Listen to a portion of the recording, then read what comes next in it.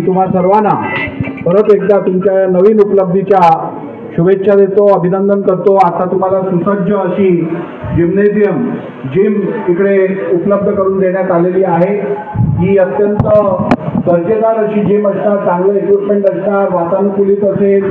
त्यानंतर इकडे बाकी सगळ्या फॅसिलिटीज असतील, पाण्याची सोय केली जाईल। तर असं असताना आपण सर्वजण इकडे या जिमचा फायदा घेऊन आपली प्रकृती आणि आपली तब्येत ही अगदी उत्तम ठेवावी अशी माझी इच्छा आहे।